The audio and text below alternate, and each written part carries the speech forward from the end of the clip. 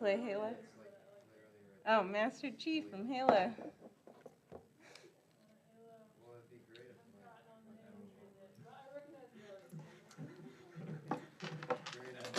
It's the only game I do play.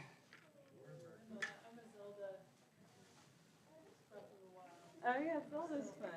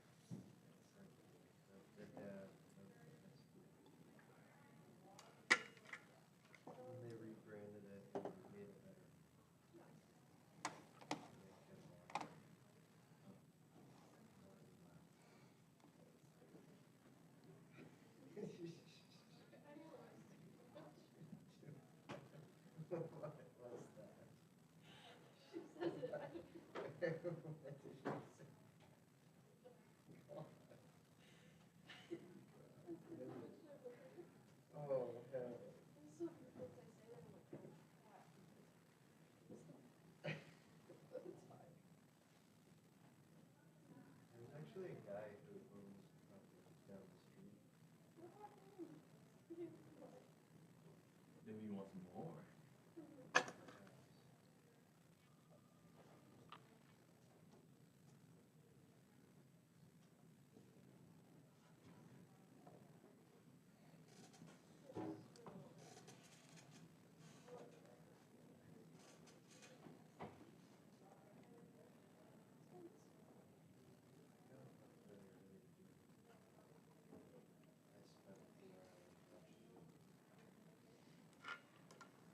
What movies?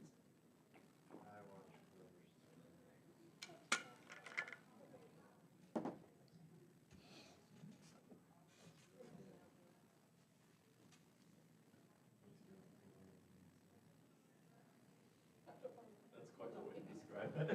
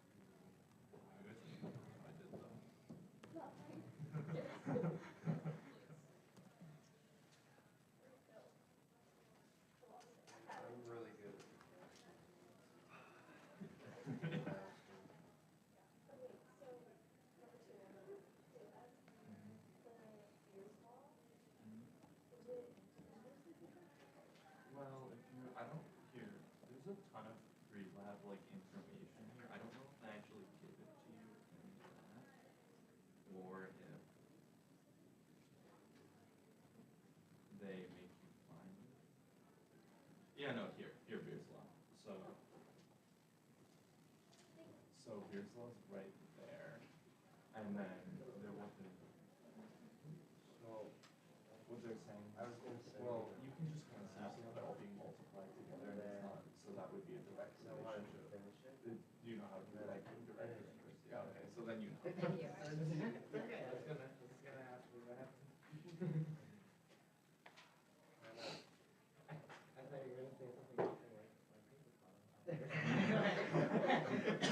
The things he looked like, oh, I just killed a bullseye. Yeah. Or get a free trip at the very least. This is true. It's okay. You just gotta let me know if you're interested. Yeah. You can still go and be like, oh, I didn't know. Oh yeah, I guess you were right. My apologies. Good.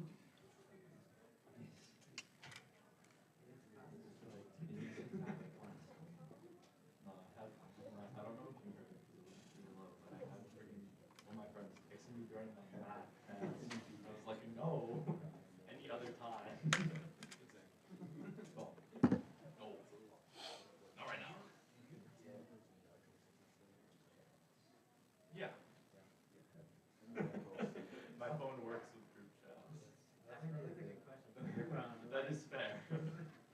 Cause I had a, I had a flip phone that was like a high-tech flip phone. And it could do group chats, but like, only if I created it. And then it split it off and it didn't show the conversations after that. That was how my previous flip phones worked, and not only would it do that, if someone made a group chat with me, my phone would not work for a week. It just broke it. It did not receive messages for a whole week. And I was like, okay, so guys, don't put me in group chats. He's like, DOS my flip phone in group chat, yeah. One time. But no, this one works normally. I'm in a group chat with my grandma. I get like a text from Dad. The dog got out again. And then my sister's like, I got him. I'm like, what's going on And here? it looks like Yeah. What is this? Took me a couple weeks to realize that they got sent to me. That's so confusing. Like, what is going on? Yeah. My family's crazy. They're all talking telepath. We all know conversations. What do they know that I don't know?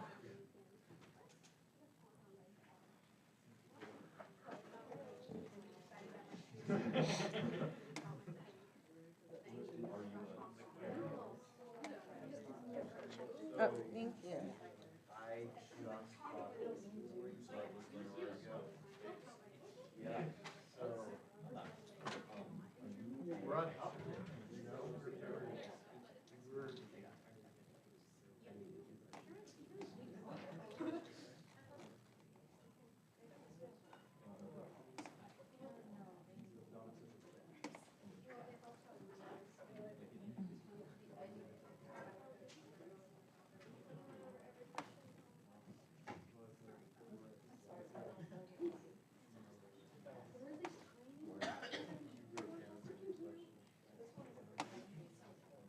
Oh my gosh.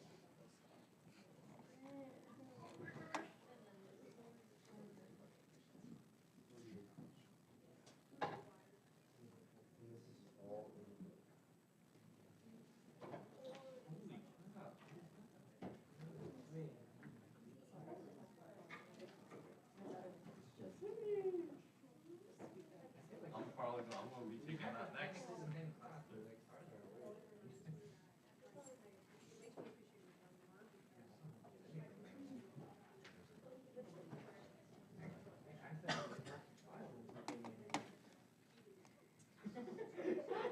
No way. He said, I can't read it, but here's an A. Like, yo. Oh my gosh. Just send through files with all your homework. And I was like, oh. Oh. I just, I am all distracted. Right. I try to get away with it. Oh my gosh. I just couldn't imagine.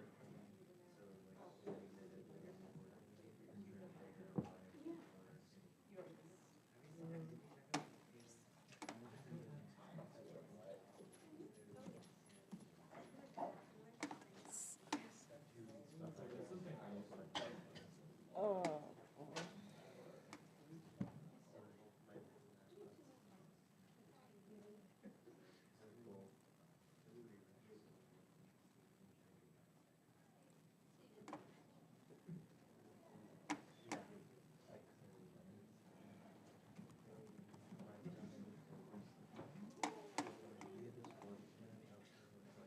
All right.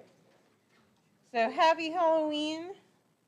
I hope everyone is going to have a great day today. And so I'm sorry that I don't have your tests graded. So I got behind between the 104 class and then some other deadlines. So hopefully by Thursday, I will have them graded. So I'm sorry I don't have that scary surprise for you. And then just some campus things going on. So they have free bread tomorrow and on November 2nd. And it's going on all day at all the campuses. So just like come by and get free bread. And then there's also a piano recital. So after our class on Thursday, November 2nd.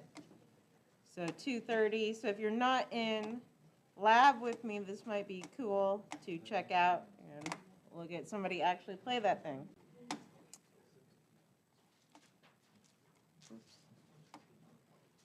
Any other announcements or questions before we get started?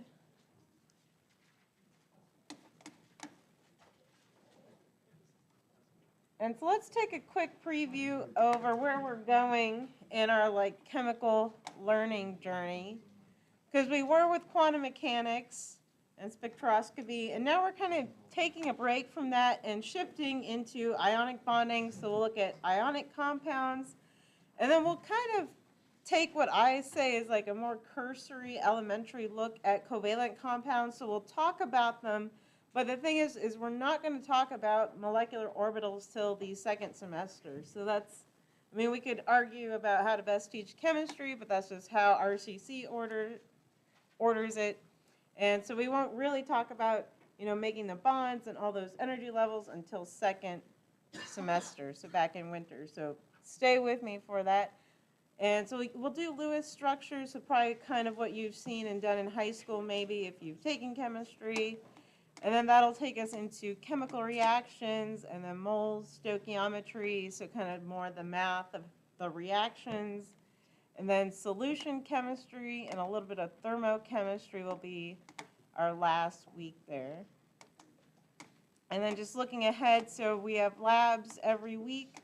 So this week we'll do the copper reaction lab, which is pretty fun. So I think you will enjoy that one a lot. And then just, again, looking ahead, so no lab on the Thanksgiving week, since obviously we can't have lab on the Thursday. Right, so that's where we are and where we're going. So now let's look at our ionic compounds and covalent compounds.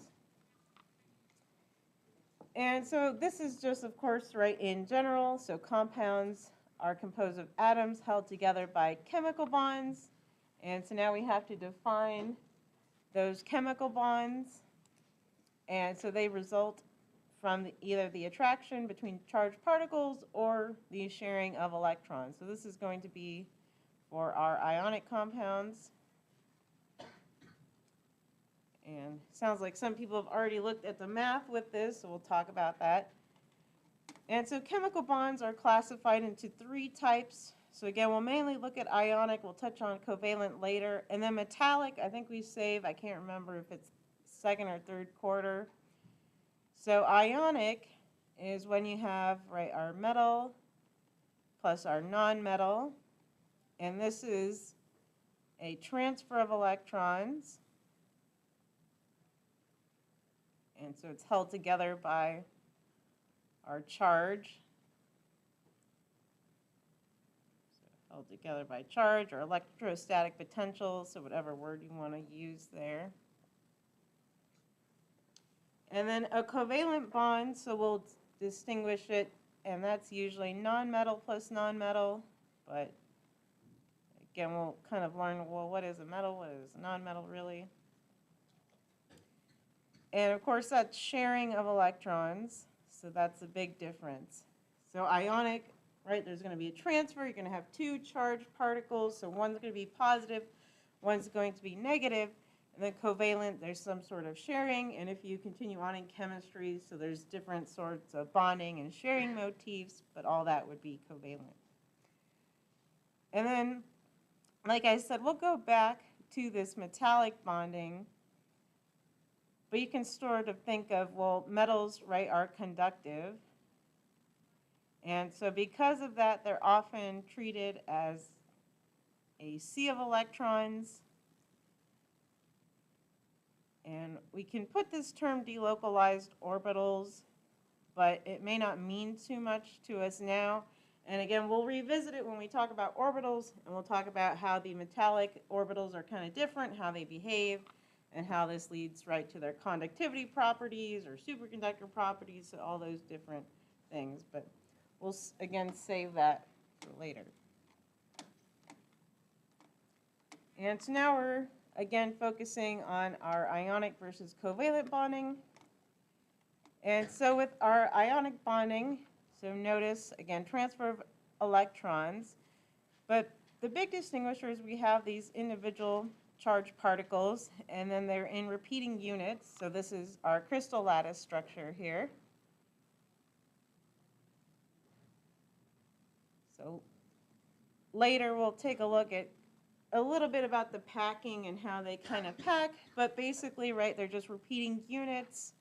And of course, notice that your cation is smaller, so we'll take a more in-depth look at that. Your anion is bigger. Again, that makes sense, right? Too many electrons can't hold on. And so we notice that. And so question in the chat, yes, all ionic bonds do result in some sort of repeated structure. And so it just depends. Again, we'll look at the packing later, but it's all some sort of, right, repeated structure that keeps it in place. And so this crystal lattice structure, because it's repeated unit, that gives it a lot of stability.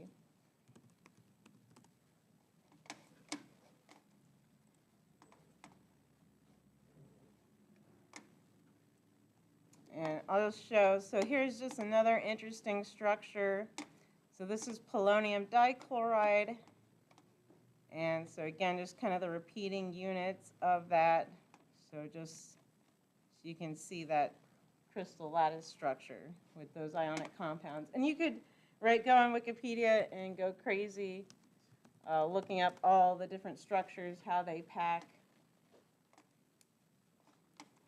And then again, distinguishing, so with our covalent, right, we have a discrete molecule. And I probably misspelled discrete. And we're saying, right, it's one unit. And so basically the big distinguisher as well is whether it disassociates in solution or not. So then in solution, so in water, our ionic compounds would dissolve. So we could put both dissolve, because part of why it dissolves is because it's disassociating, and we can look at that. So it disassociates in water versus, right, a sugar molecule. So let's take a look at a sugar molecule. Is that all ionic compounds in general dissolve in water that way? Yeah, so all ionic compounds in general, so as we kind of look at like the different energies, so part of what drives it is, right, the dissolution energy, so is it favorable to dissolve, and of course with that, right, also the electrostatic potential, so kind of more larger, more charged ions may have more difficulties, but yeah, that's kind of what drives it, but you know, you're right, there are some exceptions, and that's what leads to it, is basically you're calculating what's the attractive force, right, between these holding them together versus what is the force of dissolving that. So whichever one is stronger.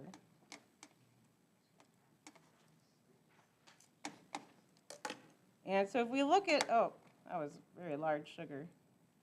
And so, right, this sugar molecule, just again to compare those structures, so there's no way for it to disassociate, right? It's not charged. So it's just going to stay as one molecule. So again, it's just our molecule, our covalent compound, versus, like we mentioned, our table salt. And so while we're talking about it, let's look at how that dissolving process works. And so you can imagine, so your sodium ions are in solution. And so now we have to go into water a little bit. So now we have to talk about water. And so water is beautiful. It's a wonderful covalent compound. So oxygen, 6 valence electrons, 2 are involved in bonding. And then we have these lone pairs. And so with these lone pairs, and then oxygen being extremely electronegative, this basically kind of strips this hydrogen, and so we can write a partial positive. So these hydrogens are basically positive, and then with, again, oxygen being electronegative and our 2 lone pairs, this has a partial negative charge. And so, of course, when sodium is in solution, that means the water is going to orient itself so the oxygen is near our sodium, right, the negative part of our water molecule. It'll kind of surround it, and so that's where we get, right, our dissolving and disassociating process. And so you have to imagine if you just dropped, right, a giant salt cube in, so it's going to start disassociating on the edges first, and you could probably watch that kind of dissolve. And obviously, right, whatever's touching the water first will start dissolving in this process. Again, as long as it can overcome those electrostatic potential forces. And that's where we see our exceptions, our insoluble compounds, which, again, we'll talk about as we progress in the course. And so I'll keep drawing this so it's orienting around our sodium like that. And of course, if the oxygen end is doing this to the sodium, well, something has to be happening to our chloride. And so you can imagine that the chloride then is attracted to our positive hydrogen part. And draw this. So now our chloride ion in solution, and then our hydrogens will come around and again surround it as well.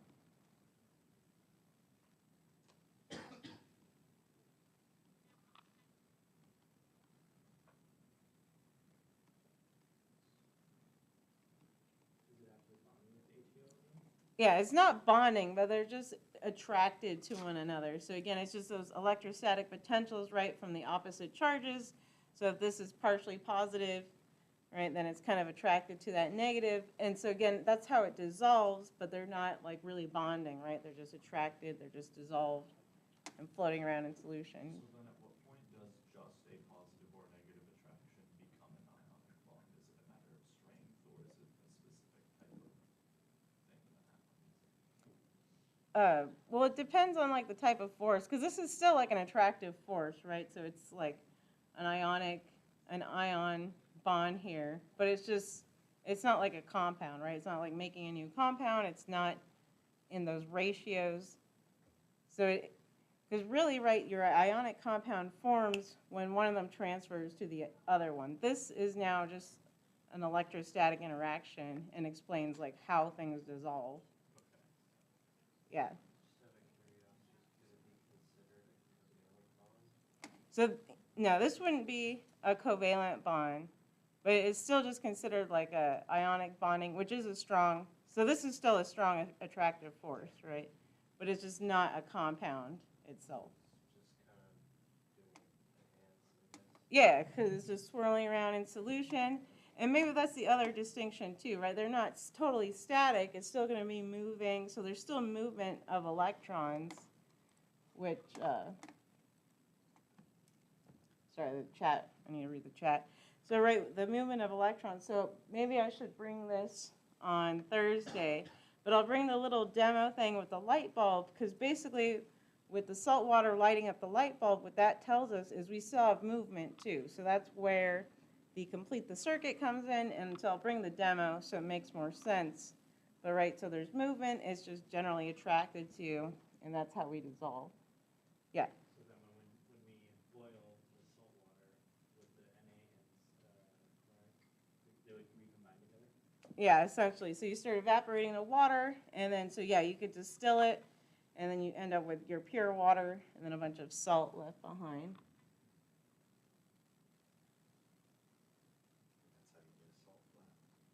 Yeah. And so there's a question, I think, asking, and so I think the distinction is, or what the chat's trying to ask is, so it's like, what makes polar molecules stronger than charged atoms? But it's because they're like physically sharing then, right? So once you're physically sharing electrons, then that kind of makes a stronger bond, and so it's not going to just disassociate. But it's also kind of different distinctions. All right, does that clarify? Oh, other questions? Oh, Carmen. It's not really a stupid question, but like, if the two atoms in NaCl are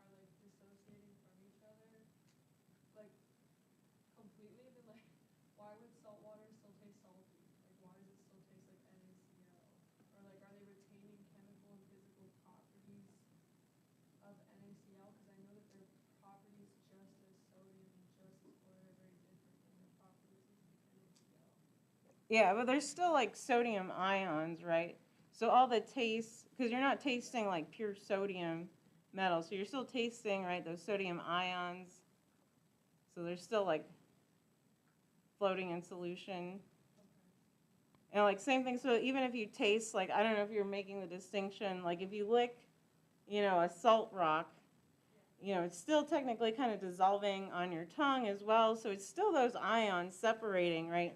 Even if you're just licking them off a solid, rock cube, or whether you're tasting it, dissolved.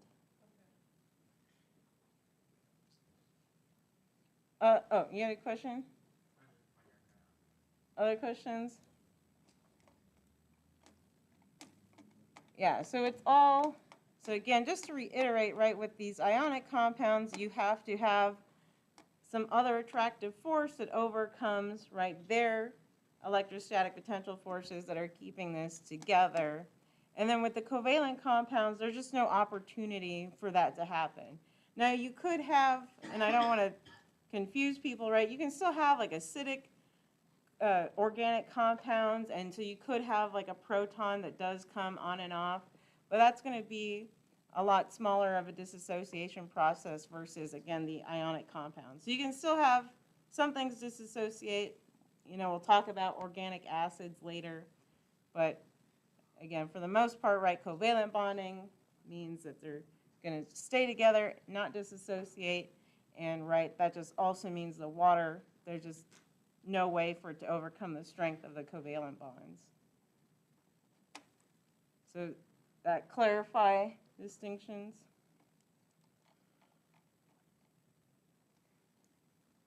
And so again, with our ionic bond, we have our metal plus our nonmetal. And so that involves a transfer of electrons. And so again, that we'll go through the process with sodium with the math here. So we'll kind of look at all those individual processes. I think that was on your reading questions if some people are ahead of the game. And so metals, they always tend to give up electrons, and so you may want to star that somewhere. So metals usually supply the electrons, so then they become the cation, and then the nonmetal accepts it and becomes the anion. And of course, we can write our little cat. So we remember positive charge.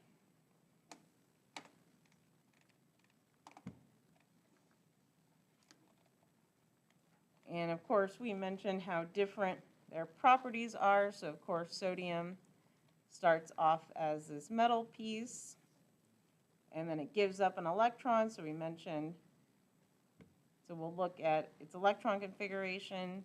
Of course, goes back to 10, so putting it back in the stable octet. So of course, write 2 core electrons and then 8 in the second row.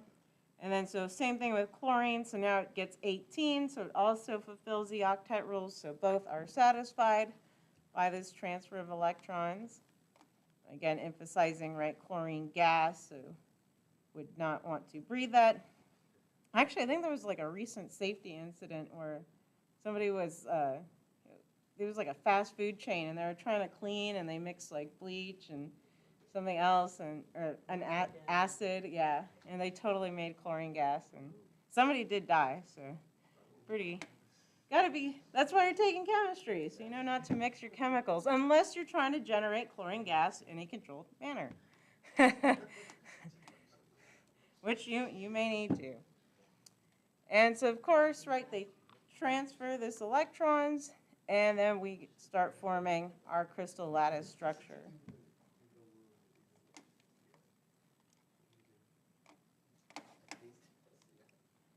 All right, so we'll look at the math a little later in this chapter. And so with the most basic approach, we can take our electron configuration and then, of course, observe what energy level it's leaving from. And, of course, it's going to come from our valence electrons. And so, of course, in the case of our sodium, or not sodium, potassium here, obviously it loses it from the S1, so that's kind of expected from our alkali metal pattern. And then emphasizing, so now potassium plus, satisfied by the octet rule. So go ahead and write that for sodium chloride.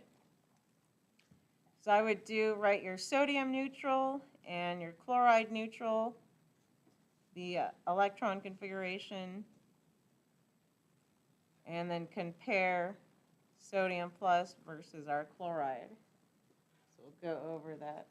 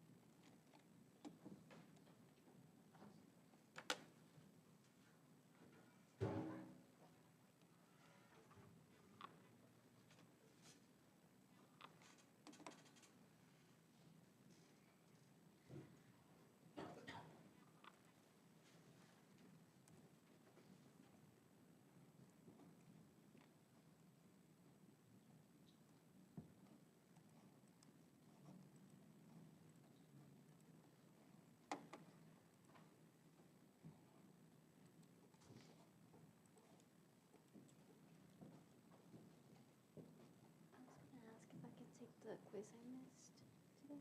Yeah. Do you want to do it after class? Yeah, I can do after class. Okay.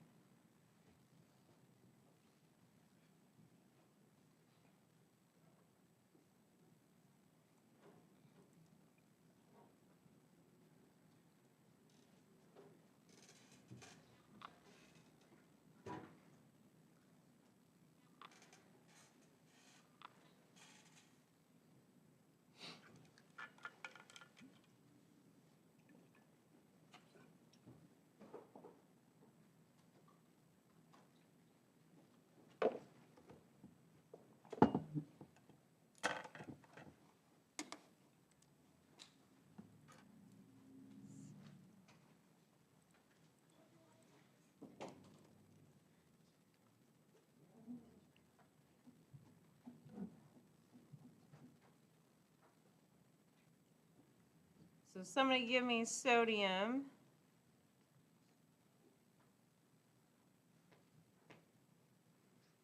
Neutral or the, Yeah, neutral first. neutral would be neon for port, electrons are 3s1. So neon 3s1. And then do you want to give me the cation if you have it? That would be neon 3s2. So neon, and then if you wanted to write the 3s, obviously none in there. So that looks good. And then who wants to give me chlorine? So let's start with the neutral. Vaughn. Chlorine will be neon 3s2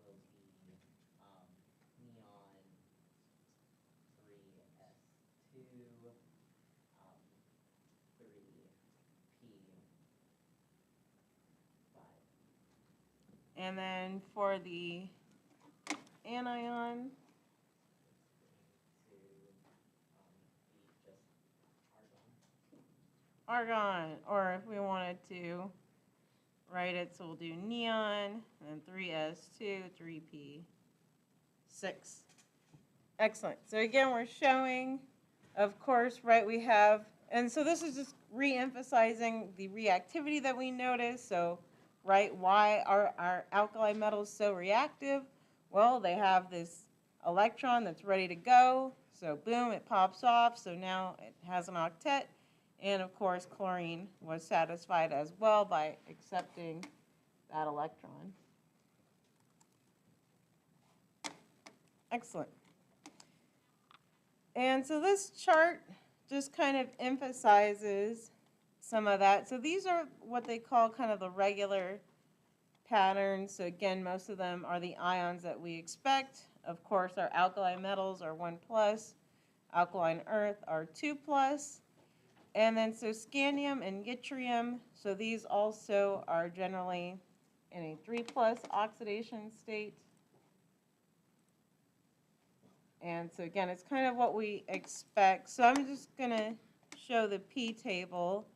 So just kind of reminding ourselves. So looking at the electron configuration of scandium, right, it fills up fairly regularly. So 4s2, 3d1 like we expect it to.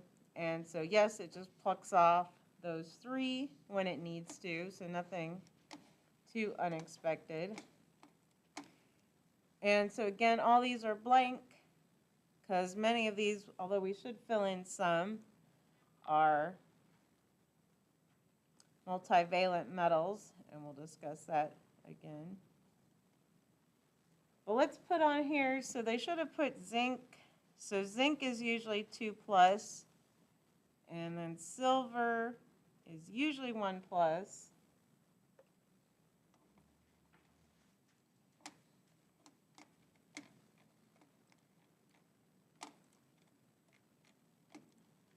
And then, so now let's look at how we write our different ionic compounds. So then our ionic compounds are, of course, like we mentioned, our cations and our anions.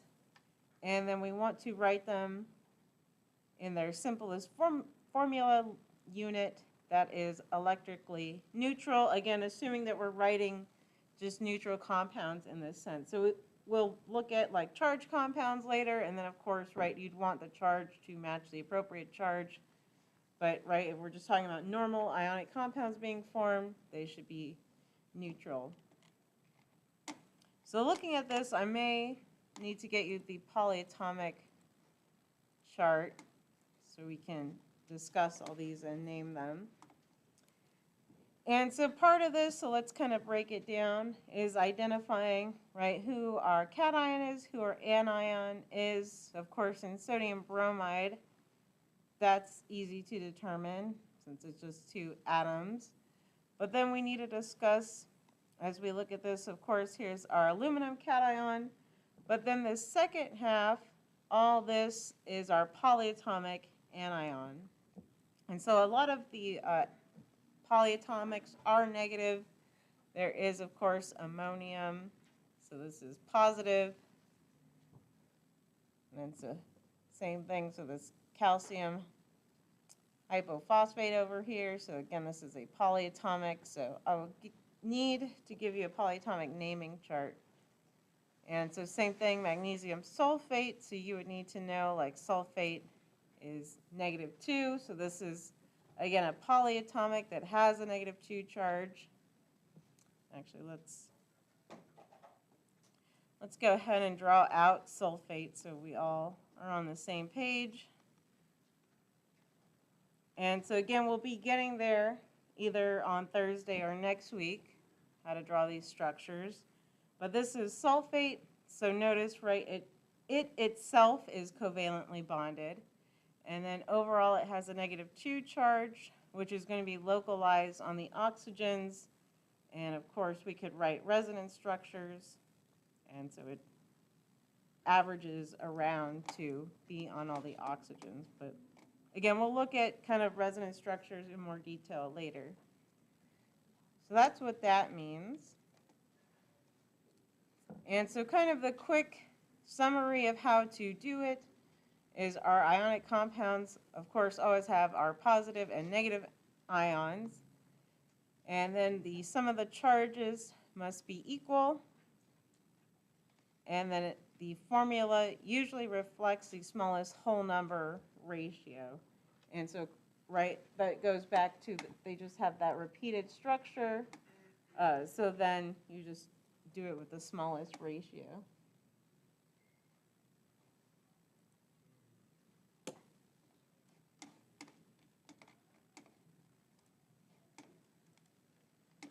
And so let's look at, so then these are just other examples of kind of how they fill. And so this is emphasizing the different patterns. So let's look at this for a second, what it's trying to show us. And so let's look at, let's start with zinc for a second. And so see if you can write the electron configuration of just neutral zinc.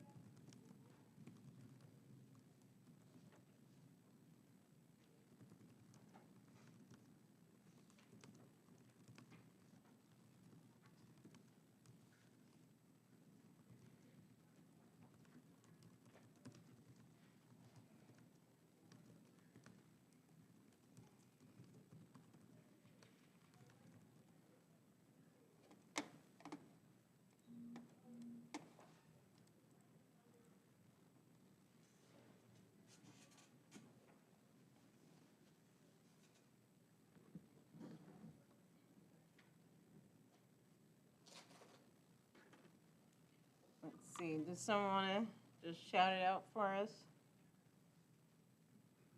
Argon 4S2 3D10.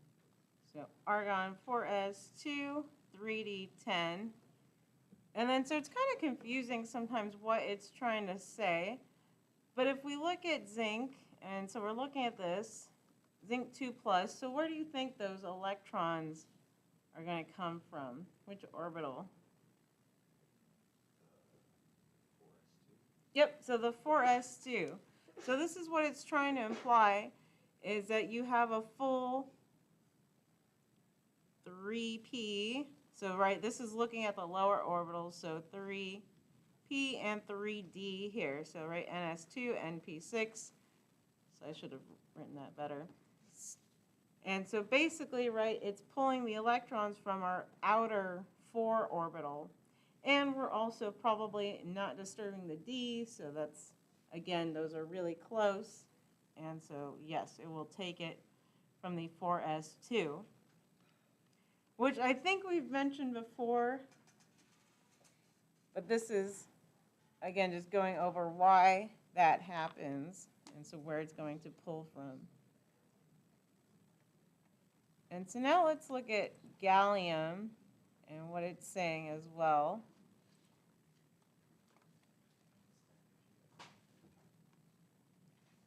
So look at gallium for a minute, and we'll look at it.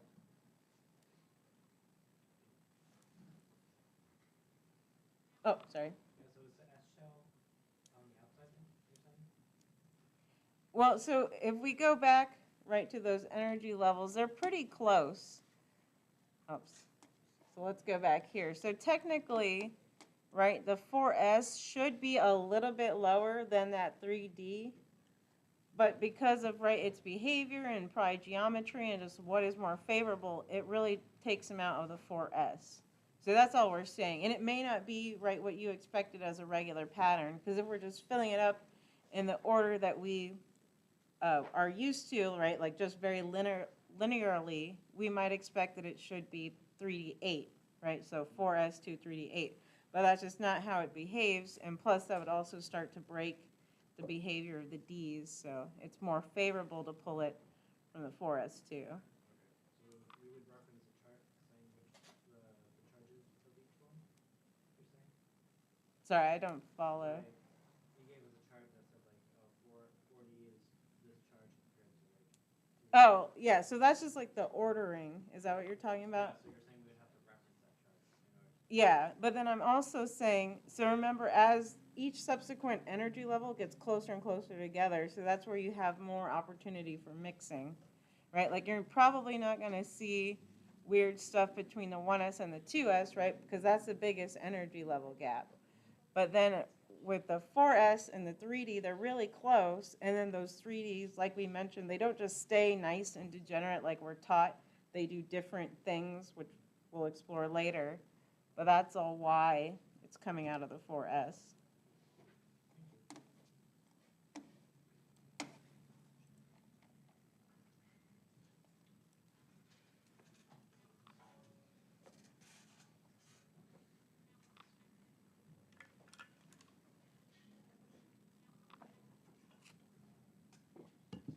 What we're getting across here is that the metals like to form that 3s2, 3d6, 3d10 electron configuration. Yeah, and we're also getting at, so we'll see that, right, gallium, we basically ignore the Ds, so we don't act like it has all those valence electrons, so we just treat the P block as all the same. Is the 18 electron rule, is that the case for all of the transition D-block elements, or is it mainly just the first two? So kind of, so it does pretty much work for all the transition metals, except you will learn that transition metals also like to follow the 16 electron rule, the 17 electron rule, and the 19 electron rule. Okay, that's right. Okay. Yeah.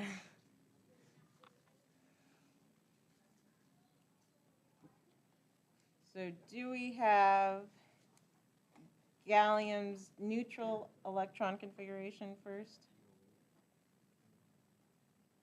Argon 4s2 3d10 both argon 4s2, 3d10, 4p1.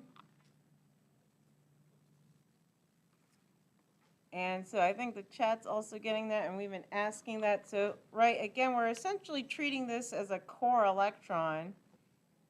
And so its behavior is more reflective of all the other elements above it. So, right, aluminum, boron, so they act as a 3+ cation. And so when we write our gallium 3+,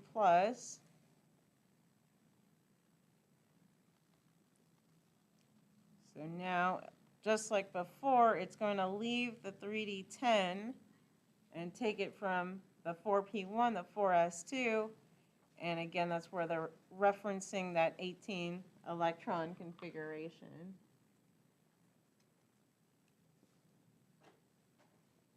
So what does that mean for like, since zinc 2+ and gallium 3+ have the same electron configurations, does that mean like they react or they are similar in like their properties, or does that have to do with anything? Well, it kind of tells us why they're a 2+ cation and a 3+ cation, right? Because they all want to get to that 18 electron configuration. So that's what we're seeing there. And we're seeing, right, that it wants to give up these outer 4s and 4p. And so it all goes back to, right, we can treat these p blocks all the same, right? So that's why oxygen, 6 valence electrons, we consider that for selenium and tellurium as well. And their behavior, right, is again all similar to oxygen and sulfur, despite oxygen and sulfur not having d electrons. So that's what that means. Yeah, so you could think of it too, and like maybe this could be part of the argument, is if we take it back even to the Bohr, right, n = 1, n = 2. So it seems like it's happier to have a full n = 3 than to have anything, right, in the n = 4 there, even though, again, like we mentioned, the 4s should be a little bit lower in energy than the 4d. But we're just seeing, like, behavior-wise, when they're actually losing the electrons, what they choose to do is, again, reflective of, like, p-block behavior.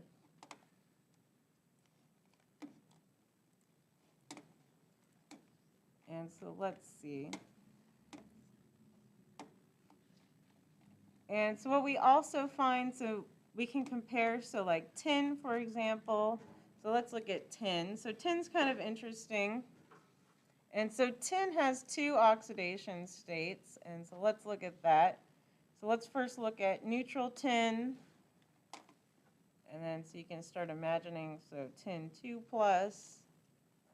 versus tin 4+. I'll give everyone a few minutes to look at that.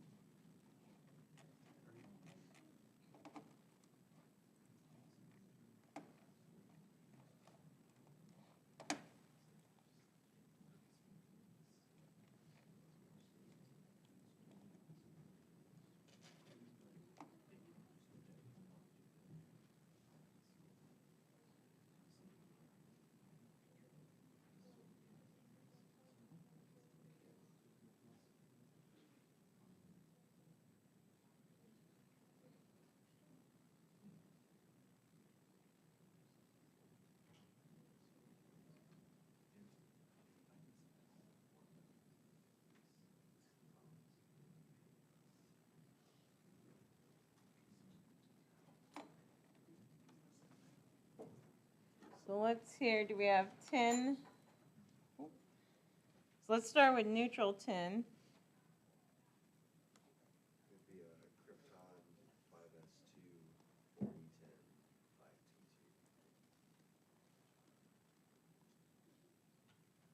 5t2. All right.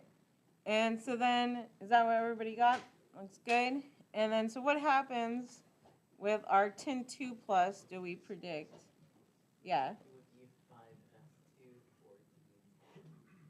So excellent. And so, right, this is kind of showing why tin can have these two different oxidation states. So notice, right, it takes it from the P first, which is, I think, what we expect, right? So it should be S is lower than the P, so that makes sense. And then what happens when it goes to our 4 plus? Yeah.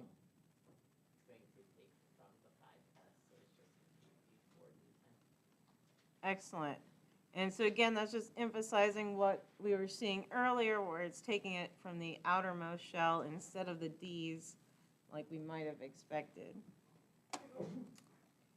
And so you can see that's kind of repeated for thallium. So notice like thallium and indium also have two different oxidation states of the +3 and the 1 plus. Yeah. Or, yeah, James first.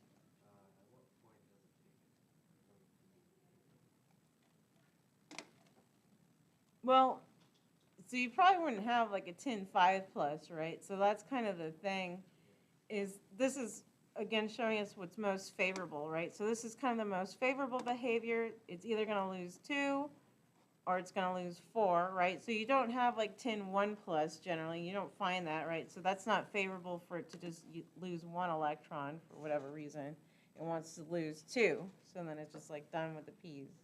And this rule still applies when the d orbital is not completely filled. So if you had, like, for example, 5s2 4d6, it would still take it from the 5s before it should complete the d. Probably, although we'll go through some examples, but yeah, there's some oddities, and I think we touched on it previously, how the electrons kind of go around between the S and the D, depending. Yeah. Could you make a tin +1? We could ask the internet if tin 1 plus would exist, and so that would be like research areas, right? So then you'd want to know, does tin 1 plus exist? And so now I'm asking the internet. Although now it thinks I want an SN1 reaction. But yeah, that's what drives chemical interest, is like, can we make this do a weird, oxidation state, and then what is it going to do? Does it pull the electron from the P like we would expect, or does it pull it from the S? Does it pull it from the D? That's all part of research. Yeah, I'm not pulling anything up of any tin 1 plus existing, but it would be interesting to kind of dive into the literature more. Because, yeah, I mean, that's something that I did in my research, is like we were really after these iron 1 oxidation states because they're low valent and cool, but they're rare. Is there a way that we could like change like tin 2 plus to be like a 4 plus? So like in a chemical reaction, yeah, so it could do, right, a redox reaction, and so that's where it might, change from a tin 2 plus to a 4 plus. But that's also what starts to dictate like chemical processes. And then how would we read these off? Like, would it be like spectrometer, or how would we measure like what are these? So it all depends on like what compound it is, and so there's different techniques. So like your book mentions, right, this one, where they use some sort of magnetic field and weigh it. So like I'm not too familiar with this method. I mentioned iron. So iron has like a special technique called Mossbauer, and so that tells you like what some clues about like the electron configuration. So yeah, it all depends like what you're doing. So there's different spectroscopic techniques, and then you'd also want to model it and then prove like, yes, this matches like my data. And so computational chemistry is pretty important nowadays for like verifying and like, yes, we have the correct number of paired or unpaired electrons, so this matches theoretically, it matches my data, so it probably is at least reasonable.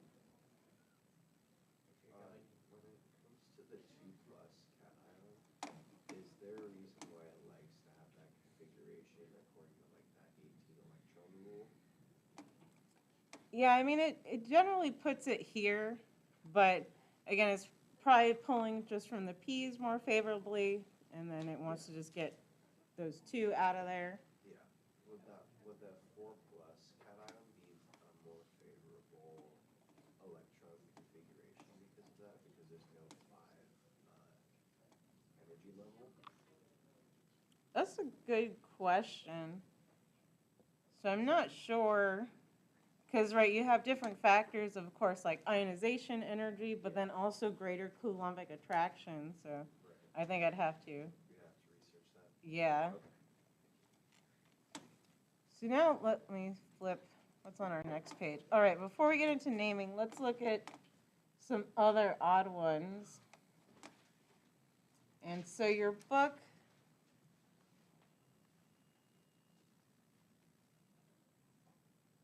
so let's try nickel neutral, and then we'll compare nickel 2+.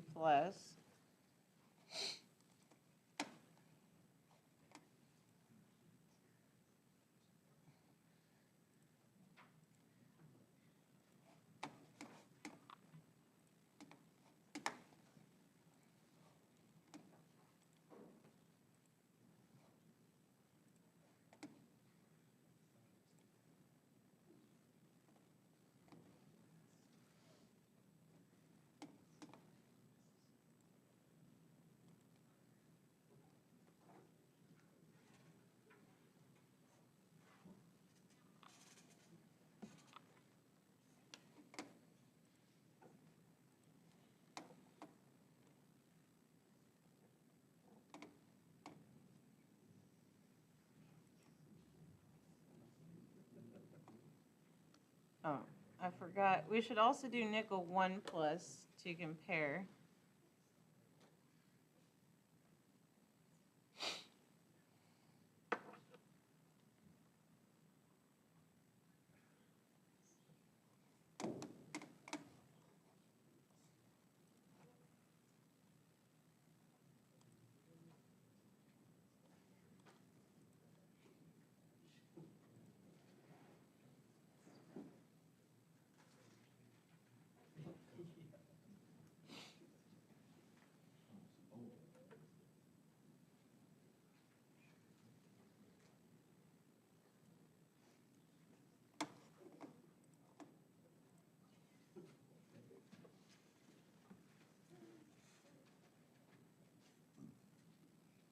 So do we have neutral nickel, or at least in chat looking as well? So what do we get? Argon 4s2 3d8. So argon 4s2, 3d8. And so this is the correct, like, textbook answer. So yes, that looks good. Yeah, so you actually bring up an interesting point. So I don't know if people caught what he said. So he mentioned, well, it might just want to be 3d10. And the funny thing is, so a lot of like transition metal chemists just treat it as a 3d10. And that might become more apparent when we look at the nickel 1+, why. And what's also interesting, if you look at this P table, so notice like palladium takes a 4d10.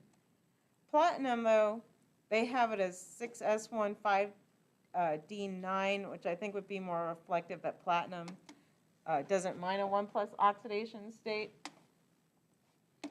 But yeah, based off of this, so what do we expect? Let's do nickel 1 then.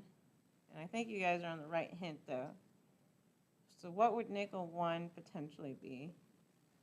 Just take one away from my head. So that's what we would expect, but this is where it's like, it almost wants to be this. So it's really weird, and we don't expect it, and it's actually argon 3d9, which is super weird. But then, It is. So it lost an electron from the s, but then basically like rearranged the d's. And so that's why we say like this is some interesting odd behavior.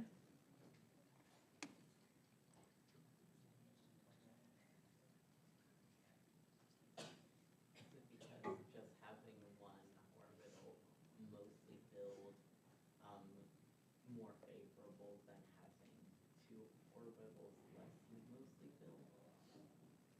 That seems to be the case, right? That, yeah, so it's kind of what he was saying. So it's better to just not have like an S half filled and then like your D really empty.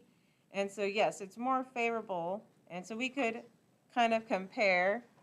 And so, right, we could say, well, why is that? And so, right, the alternative, if we want to think through this, like y'all were saying, was the argon 4s1 3d8. But then if we draw that out, right, we have our 4s, of course, and our 3d, 1, 2, 3, 4, 5. So I'll put 1 in the s, 1, 2, 3, 4, 5, 6, 7, 8.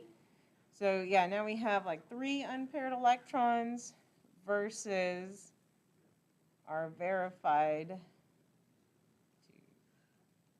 And so 1, 2, 3, 4, 5, 6, 7, 8, 9. So then we only have 1 unpaired. And so that probably has something to do with it, that it wants to pair and not have just all these degenerate states. I could be misunderstanding, but do you go over why nickel's natural state is as a deep orbital? Why what? Why I said this? Yeah. It's just kind of its behavior because of this, what happens. So, right, even though if you were to do it experimentally, this is what's accepted, right, as 4s2 3d8, people just kind of treat it as a 3d10 because as soon as you lose 1 electron, it changes to this 3d9. That's all that's saying. So it's just kind of a habit of knowledge. Yeah. So this is kind of, I'll put this in quotes. So this is how like organometallic chemists think, or like an inorganic chemist. So they're going to have a different mindset.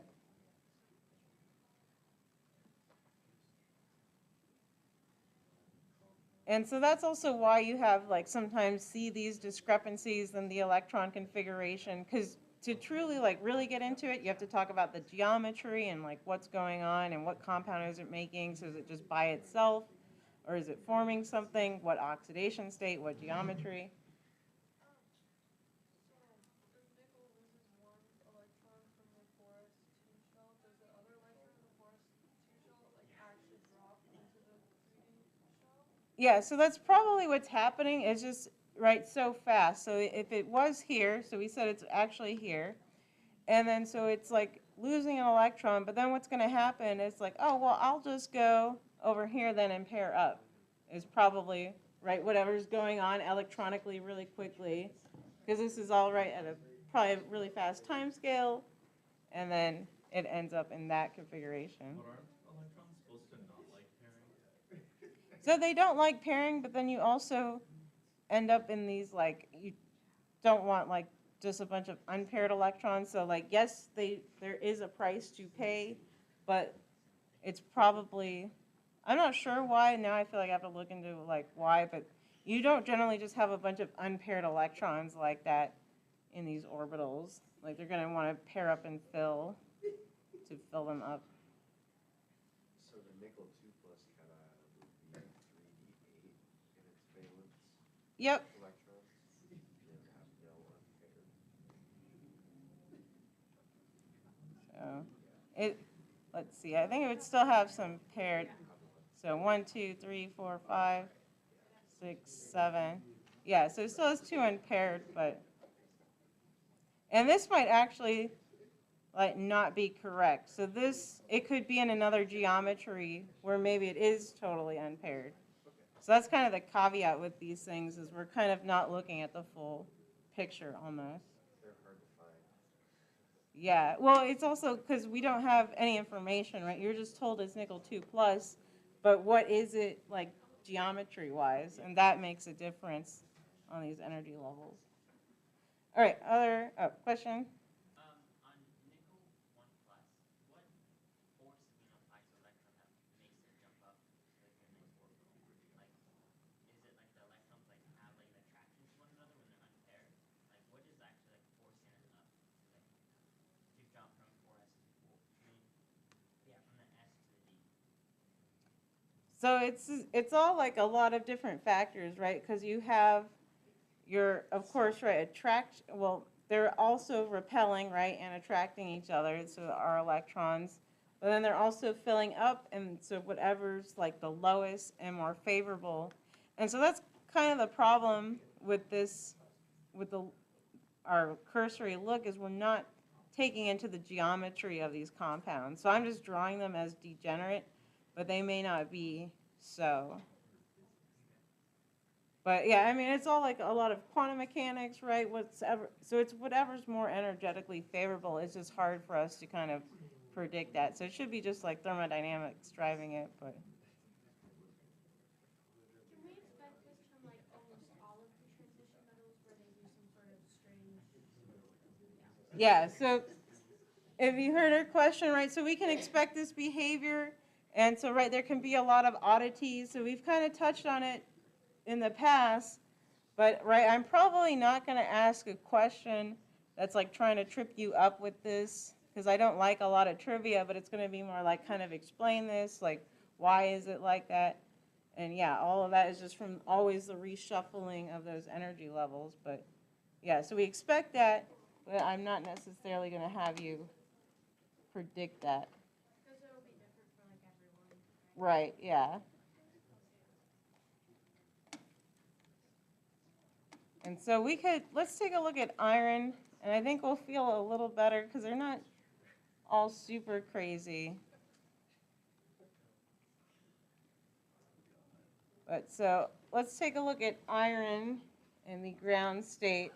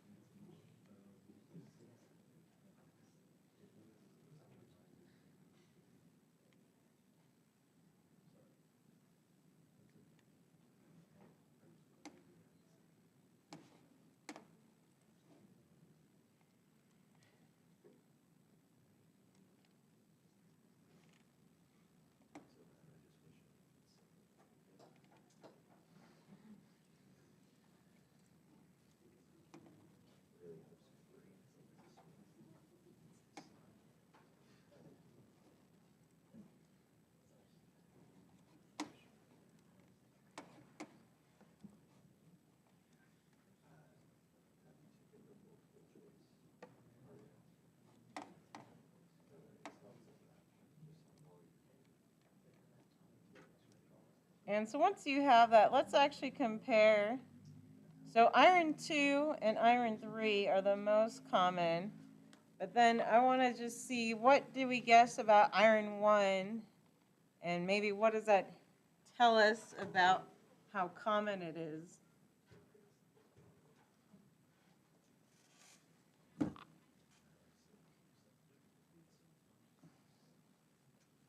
Oh, do you have answers or Yeah. questions? Iron's configuration is going to be argon 4, S2, 3, Z6. Yep, so that looks good. So starting with this. And so now let's look at its 2 plus and 3 plus states and what we can say about that. And so what do we think is going to happen with iron 2 plus? Where are those electrons probably going to come from? So the 4s, so that looks like a good prediction. And so, right, 3d6 is what we're left with. And so that's good. And then what happens when we do iron 3 plus? Where is that electron going to come from?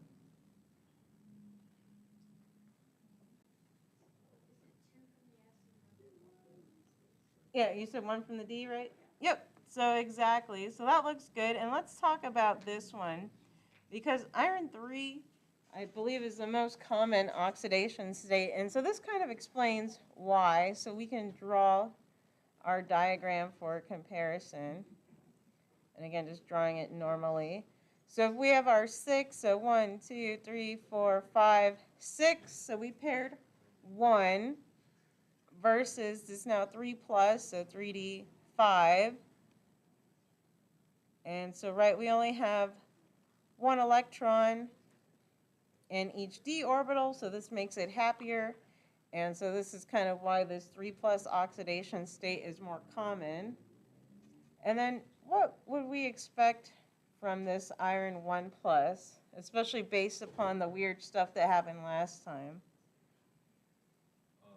You take one out of the S and then the second S would go into the D. Yep. So shuffling behavior. And so what you would expect is argon, so 3D7.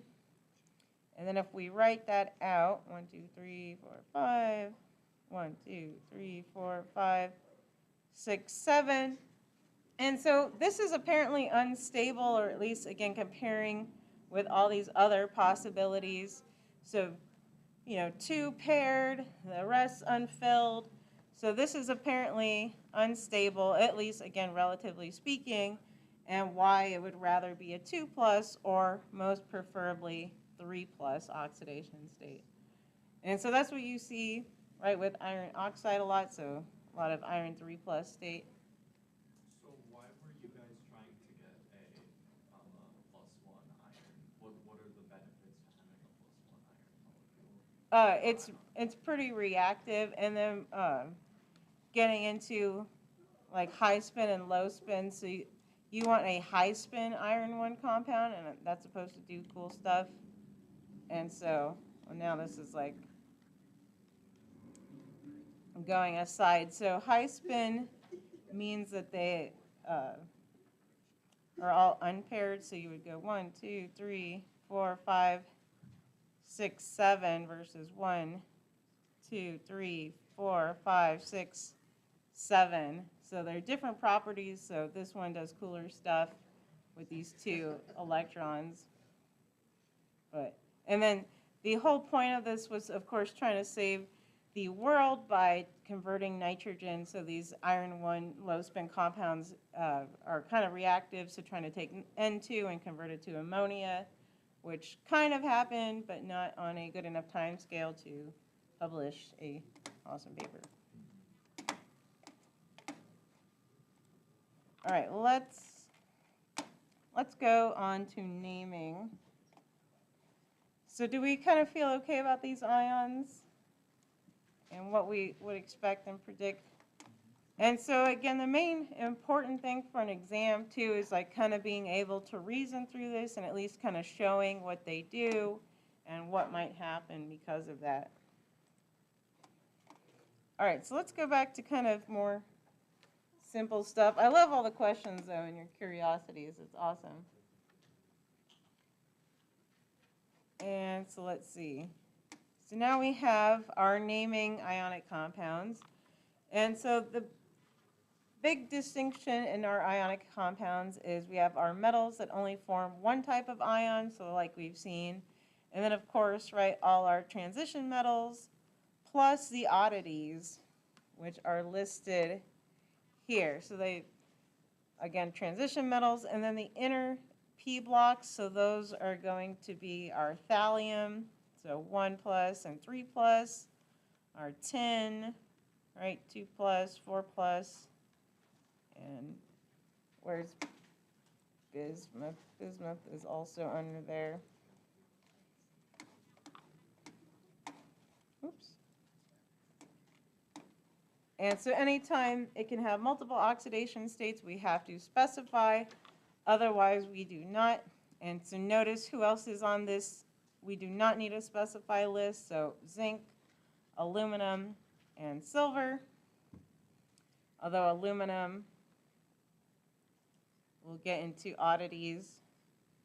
So I'll say that we usually name aluminum compounds ionically, but a lot of them are covalent.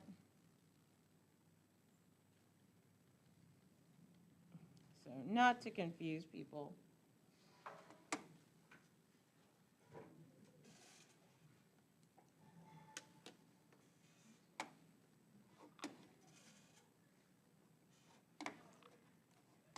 So let's do some practice of naming. Oh, so with our regular ones, right, we just name our metal cation. So you just name your metal and then add your anion, right, but change the ending to "ide."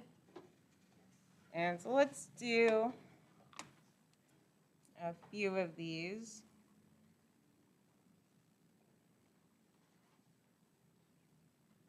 Oh, hang on, I screwed up. So see if you can name this one. And that looks crappy how I wrote it.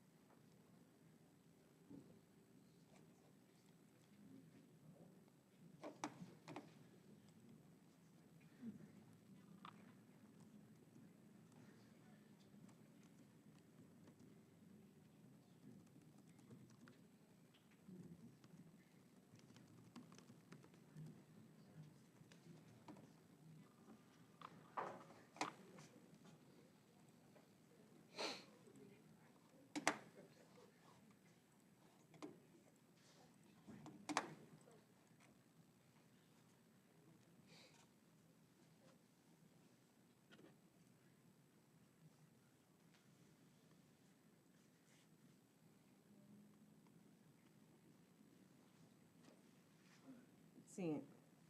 Let's just shout them out. So what do we get for the first one? Magnesium phosphide. Yeah, magnesium phosphide.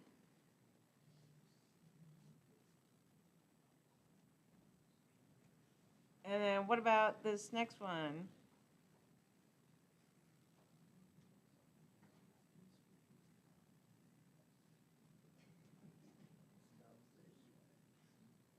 What else do we? What do we got for this one? Yeah, potassium arsenide. And then this last one.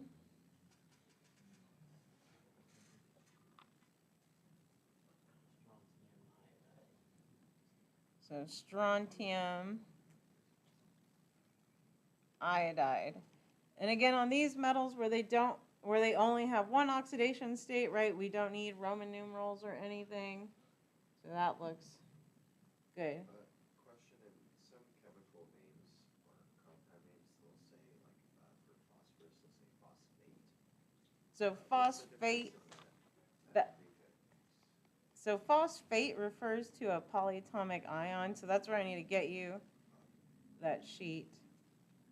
So phosphate is then PO4 3 minus, so that would look something like this bad boy right here, or it looks like this.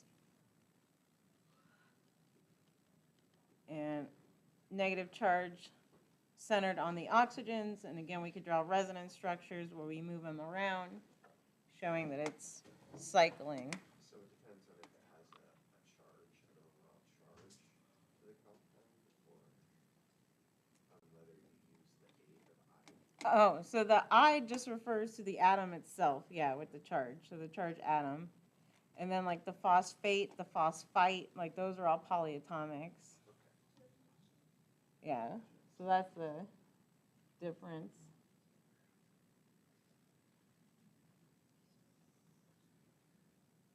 And then I think there's a question in the chat of like, do metals ever really take electrons? And that's usually not the case. But then the only thing would be like when you're making transition metal compounds, you could have like them donating to it, but there's not like a formal electron transfer. And then so let's look at how to go in reverse. And see, you may know this. So let's start with, what if we have zinc phosphide? And of course, we could set up the algebra. So it says, well, we have to have a neutral compound, right? Unless we're stated that it's a polyatomic ion or something. And so we could write 0 is equal to zinc times X. So whatever, how many zincs there are. So let's put our charge, so 2. So for zinc times X plus phosphide, so -3 times Y.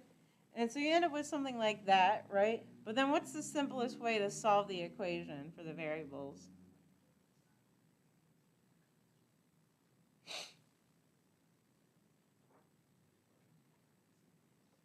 How would you get them equal to 0?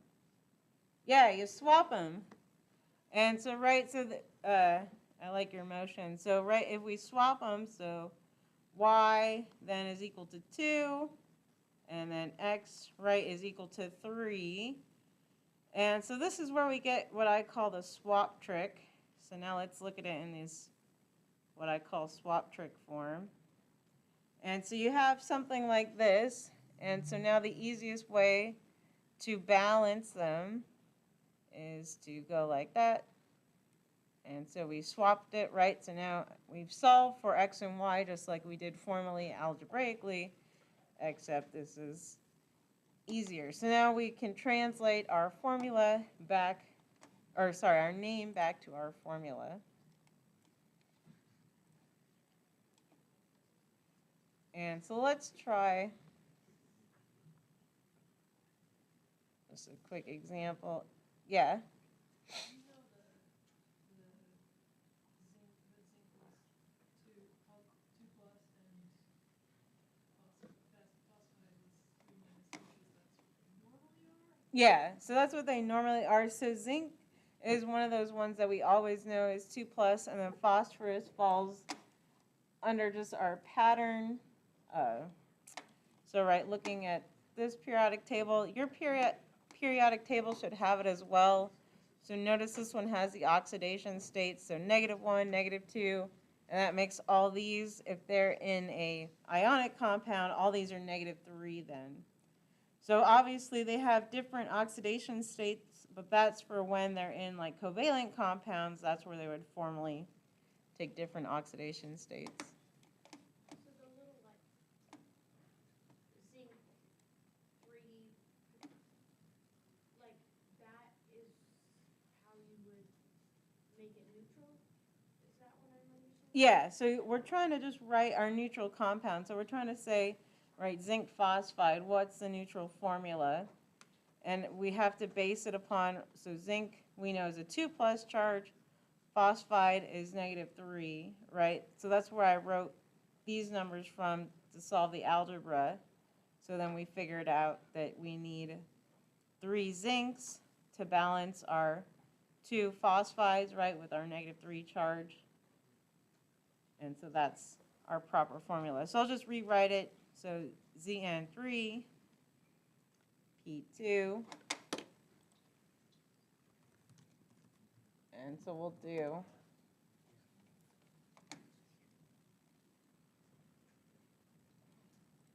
and I just wanted to show, while that pulls up, so let's do magnesium bromide, Just practicing writing our formulas. And silver, selenide,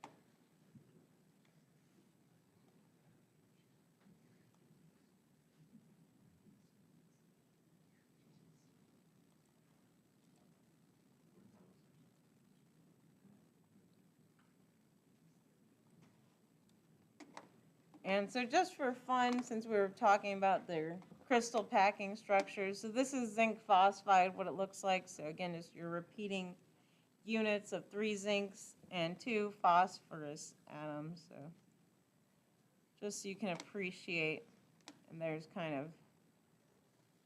1 unit, although I'm not sure we should call it a unit. All right, what do we get for our formula for magnesium bromide?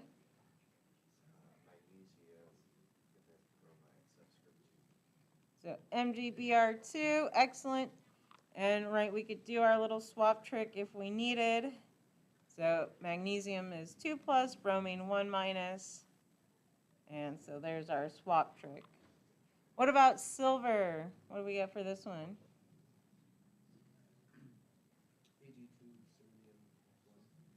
So Ag2S, oh, sorry, Se. So that looks good. And again, we can do our swap trick. So selenium, -2, silver. So I would star silver if you haven't already. It's one of those ones that's always 1 plus, at least for our purposes. And so excellent, giving you that formula. All right. Questions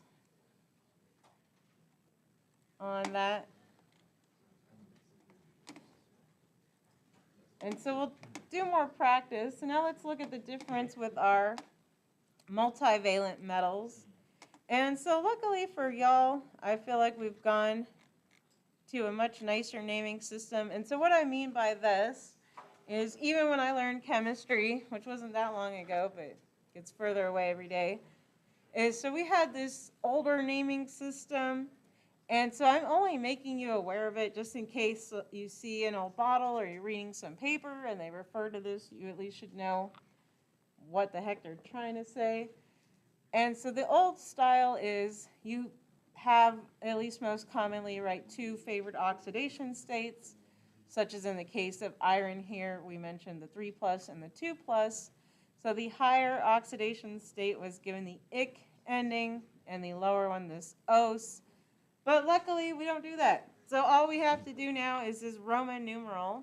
And so the Roman numeral signifies the oxidation state. So whatever you need to do, like star that. So Roman numeral is our oxidation state. I see so many people using the Roman numeral to try to say how many. But no, it's just the oxidation state. And then that's really the only difference. So when we name them, then we name our metal cation just like we did before, except, again, we put our charge in our Roman numeral. And then again, the base ending goes to "ide", just like before. And so here's our comparison. So write copper 1 oxide. And so this is where our swap trick kind of comes in handy again. So copper 1, and oxygen is always -2. So there's our swap trick. So 2 and 1. So there's our respective formula. And same thing And so of course, right when you do the swap trick with this one, when they're both 2, you get this 2 and 2. And oh, well that doesn't make sense, so you need to simplify that to a 1-to-1 ratio, right? So we mentioned they have to be the lowest numbers. So that's where you have to kind of check your swap trick.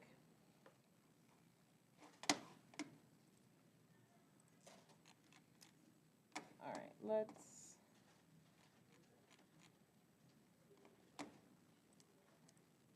do some more naming practice.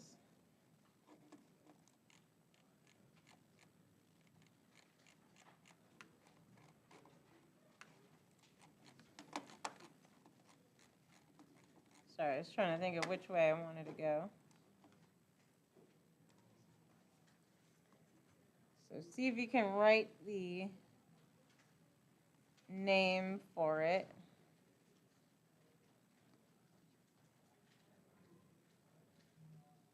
And so I might pick some crazy stuff.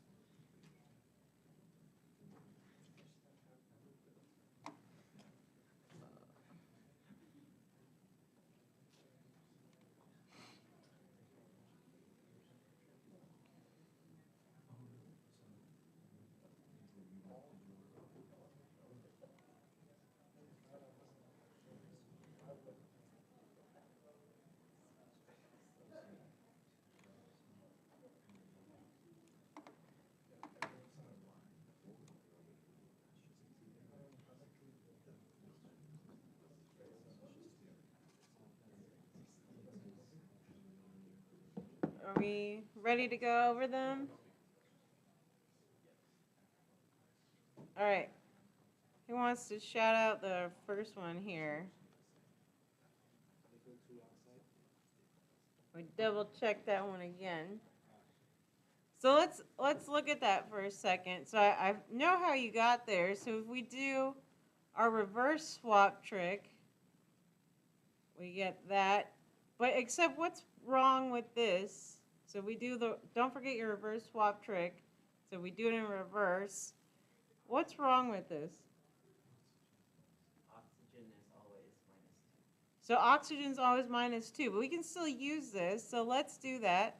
So let's multiply it times 2. So now we just have to take this whole thing times 2.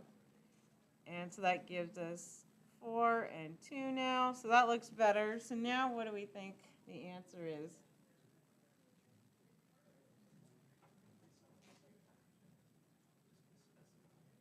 You want to go for it again, Larry? Yeah, nickel 4 oxide. Starting off with a tricky one. What about this next one? What is this one? Yeah, so tungsten 6 chloride. All right, what about this next one?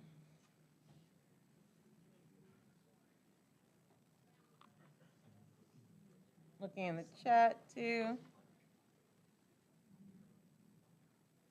Would that be iron 6 phosphide? Try that. So whenever it comes to the numerals for the cation, is that the total charge or is that It's just the oxidation state of 1, yeah. So even though there's 3 of them, what's the oxidation state? 2, so it should be iron 2 phosphide.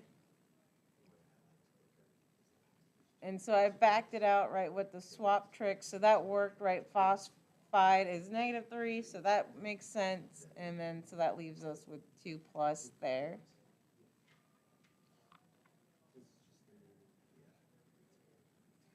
And so you can always recheck. So 2 times 3 is +6, -3 times 2, -6, so that cancels.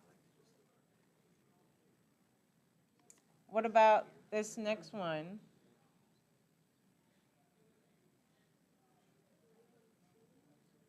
Yeah, palladium 2 sulfide. Excellent. So again, this is one where don't let that reverse swap trick get you. So you have 1 and -1, but sulfur should be -2, so times 2 gives us palladium 2. Questions? And then what about the last one? Tin 4 oxide, and good job, so you didn't let that trick you. So this is again another one where that swap trick could lead us astray, but then we notice, just like before, this has to be -2, so we have to multiply everything by 2 there. When looking at the periodic table, they have like multiple oxidation states. And so like the palladium one, even though I said the right thing, that's not how I got it. And so I'm a little like confused. Because I'm hearing the oxidation state for palladium is +2. Yeah, so the chart that I gave you lists like the most common one, and so that's where that comes from. But you want to do it with the charge balancing, because I just like make up stuff and slash. So I would purposely pick oxidation states potentially that are not normal. Yeah, because like they don't have a +4 cation listed for nickel. Yeah, exactly.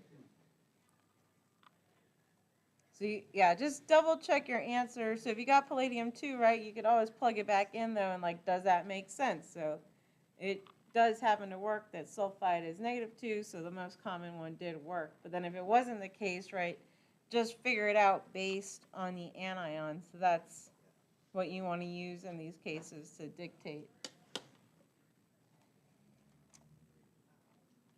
All right, and then I have more practice with electron configuration. Let's actually not do that. Let's skip. I think we did a lot of that. So let's look at the last bit of chapter 6 if we can get through it. And so now we just want to formally go over the size of our cations and our anions. And so as you might expect, the cation radius is smaller than the corresponding atom. And so, right, we can all list out of tons of reasons. So, of course, primarily we're losing our outer, right, NS1, at least in the case of group 1, or NS2, etc. And so, right, we're always losing our outermost valence electrons, so of course that makes it a lot smaller. Plus, we also have the additional effect of greater effective nuclear charge, since now we're losing an electron, so those remaining ones are really held tighter by the nucleus. So both that effect, and so right, it mentions that as well. So of course we have a larger effective nuclear charge, and so that makes the cations all smaller. And so we're just appreciating that, again, how much smaller our cations are. So that's pretty fascinating.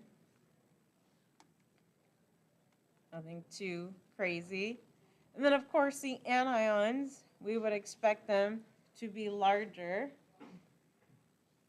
And so now we have essentially too many electrons, right? So now our nucleus cannot hold them in as tighter. So they're larger than their neutral. So, of course, comparing our oxygen radius or fluoride. And so, again, all our anions are larger. So what we would expect. And then, obviously, getting larger as we go down with those respective shells, like we mentioned.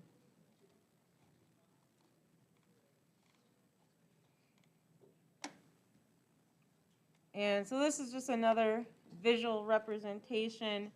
So the neutrals are all in green, and then showing you the size of their either cation. So of course, it shows us our common oxidation states for our cations, and then the anions as well, those sizes. So that's kind of cool.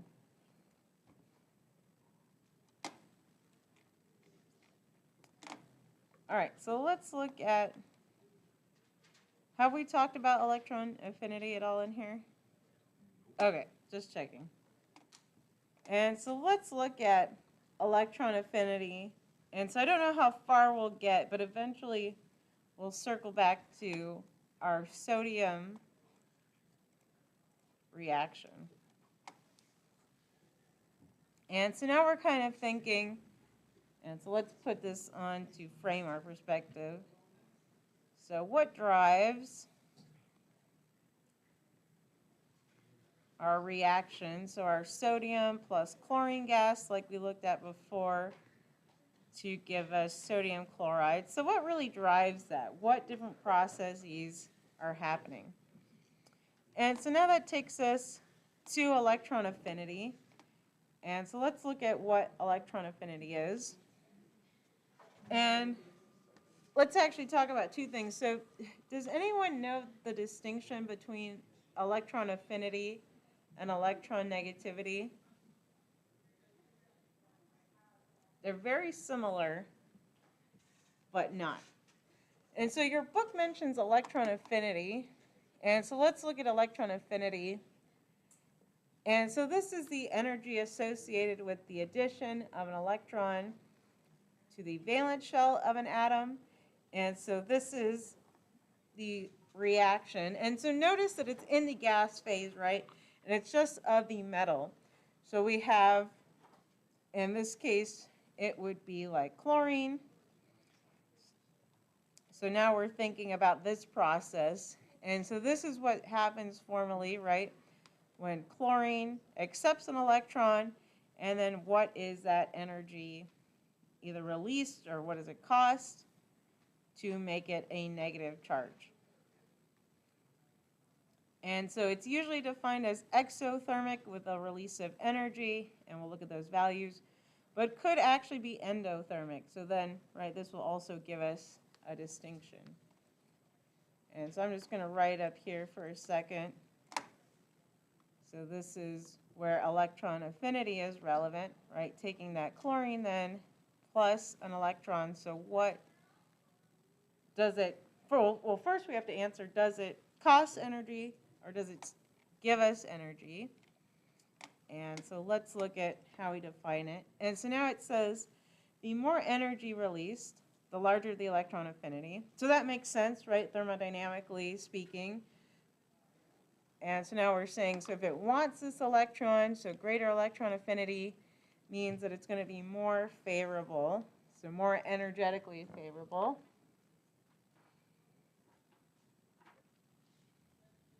And so yes, in the question in the chat, so generally if you gain an electron, it's going to be exothermic, so losing energy. So notice, right, highly favorable for chlorine. And so this is where the discrepancy comes in with electron affinity and electron negativity. So notice, right, chlorine has the greatest electron affinity. Now, who remembers electron negativity and what it is or what the most electron negative element is? It's an atom's attraction to electrons.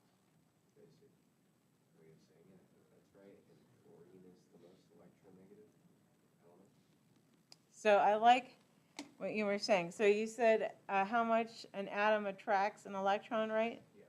Yeah. Except, so we want to add to that in a bond. So that's the big distinction. So electronegativity. So I like how that was phrased. So how much an atom attracts an electron. And again, this is in a bond. So this is the distinction, and this is where they're basically the same, but not, except this little switch here. So they follow the same trend, and so let's look at this trend. So notice your electron affinity generally increases as you go across the periodic table, and by increase, right, we mean more negative, more favorable. And then as we go down, it does slightly decrease. So, right, it cares less as the orbital gets larger, so it feels it less. And so notice with like beryllium and magnesium, that's actually endothermic process, so extremely unfavorable there. Again, just still following our general trend.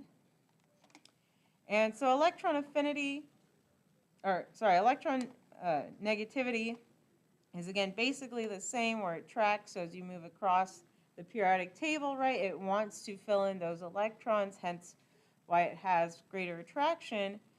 But it's just fluorine, like you mentioned, is the most electronegative because it's in a bond. And so probably why chlorine has a greater electron affinity is because larger atoms are better at kind of stabilizing a charge. So that's where this slight discrepancy probably comes from. So the electron affinity would be the affinity for electrons just outside of the bond?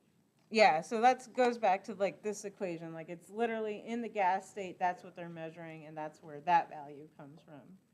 Yeah, versus the electronegativity, where that's going to be kind of more into like how polar a bond is as well, so that, and eventually this also gets into like hydrogen bonding and explains like why hydrogen bonding occurs, but oops.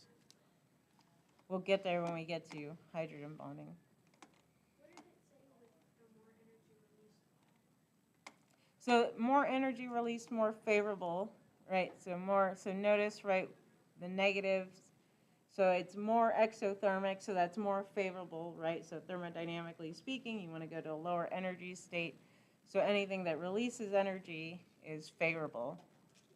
And so just again, like remind yourself, so chlorine has the greatest electron affinity. So when you're looking at the chart, okay, chlorine was the most negative. That's why it has the greatest electron affinity.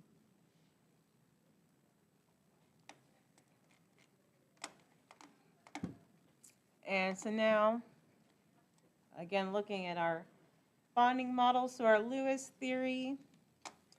So of course, the positions of the ions in our crystal lattice structure are critical to the stability. So we've kind of gotten a taste of it, at least seeing how they will make a distinct structure. And so that means that moving ions out of the position should be difficult. And so this also goes back to the properties now of ionic solids. And so ionic solids, they tend to be extremely hard. And when they do break, right, they're very brittle and they kind of shatter. And you've probably seen that, you know, if you played around with salt, all very grainy. And so they're very hard. They also have extremely high melting points and boiling points because of that. So it has a completely different crystal lattice structure versus intermolecular forces that covalent compounds exhibit. And so, right, if ions are displaced, then you can have those repulsive forces, again, kind of explaining why if you try to cut it, it'll kind of just shatter and break. And so there it goes back, so that's why they are brittle.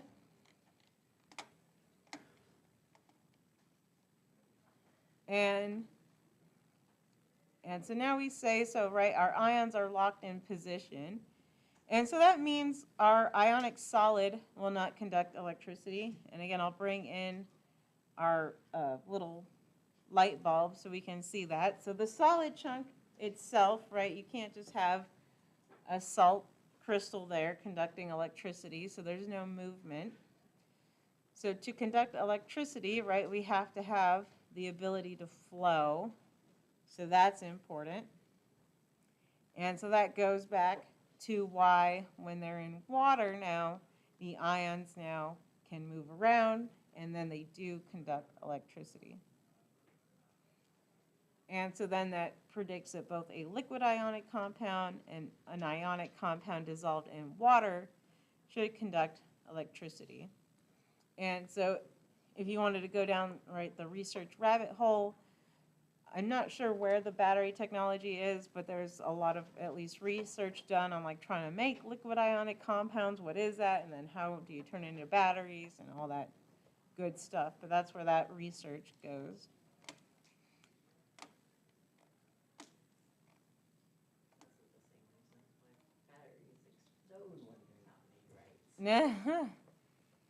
And so, right, we have extra energy that comes in from the formation of our structure when our cation is surrounded by anions. So that's our crystal lattice energy. And so it's held together by our electrostatic attraction of the cations and surrounding anions. And so that's why, right, we say there's no ionic molecules, so there's nothing tying them together. It's just, again, those repeating units. And so the crystal lattice maximizes those attractions, leading to the most stable arrangement. And again, we're not going to go into it now, but this just causes different crystal lattice packing structures. We don't need to know what the arrangement is, just know, right, it makes this arrangement, and it will always make that same arrangement, right? So every sodium chloride crystal looks the same. Every zinc phosphide crystal, like I pulled up, right, looks the same. So always make whatever repeating structure. I have a curiosity question. When you have a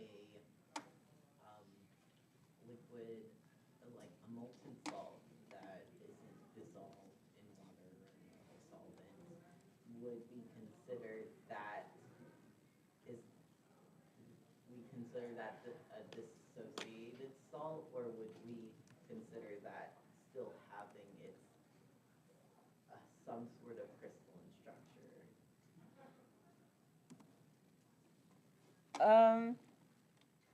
So you're talking about like an ionic liquid, right? Yeah. So that would just be like an ionic liquid in itself, so we wouldn't consider it like dissolved. And then, so the tricky thing is too, so when we look at something like in the solid state, it might have different properties. So like we could characterize an ionic liquid in the solid state, but then I'm not sure that that would be like reflective of what it's actually doing. But I was just asking with the example I have in mind is the thorium chloride. we'd probably have to chat after and look into it more. All right, so let's stop here, but we'll pick up right where we left off. So basically, we're trying to answer, we have this conundrum, at least so far, is we'll look at our ionization energy, so we'll kind of redefine that. So that's kicking off an electron, so that's endothermic. Yes, we get some energy back from this electron affinity process, but we're still missing some energy. And so that's in the crystal lattice structure. But like I said, we'll finish this on Thursday then with answering that mystery. So I'd want to say molten salt would be a good conductor, but I'm not sure like what temperature that would exist at, so probably not a good battery. So you were asking about thorium chloride? Yeah. Oh, fluoride. Oh, fluoride? Yeah. Oops. This? Yeah, I believe so. It is the it's the salt that they use in Oh, here we go. lifter reactors.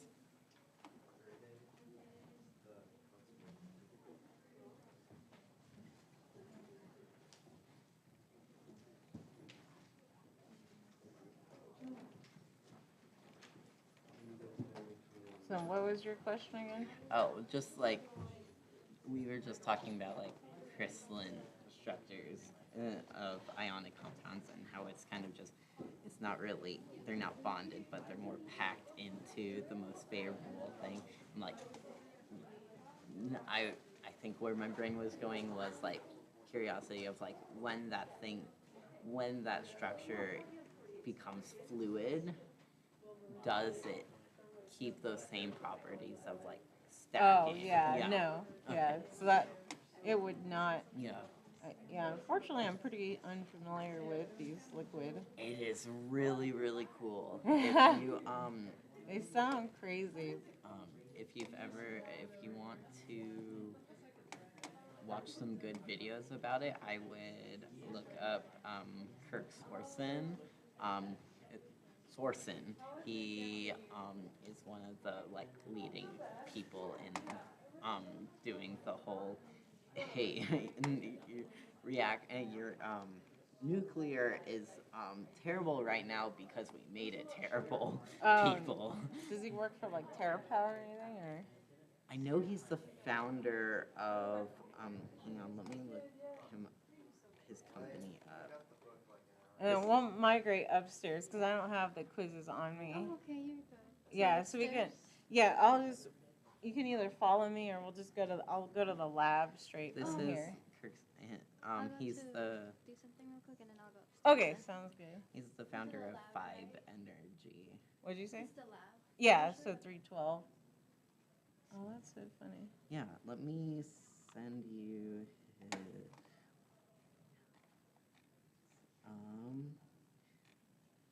this is like his most basic one. I've literally been obsessed with like this is the entire reason I'm going into nuclear is because his TED Talk and his his YouTube lectures. I'll just outlook it. You can ask questions. Sorry. Oh, it's actually like a yeah. So I was wondering when would the makeup lab for this week be? Since I think I'm gonna miss both Tuesday and Thursday. So I can't really do so could you come in tomorrow at 9? tomorrow at 9. Yeah. If you can't make it this week, we could do it next week. I don't know, we could do Okay. either Tuesday or Thursday at the lab times or Monday, Wednesday, 9 to noon. Okay, I could probably do next week. So I'm not gonna be here since you're my lab planner. No worries. Yeah, I'm not gonna be here on Thursday. Yeah. Thank you. Yep. Really Oh, cool cool. stuff. Yeah. Oh, And look at that. he's got like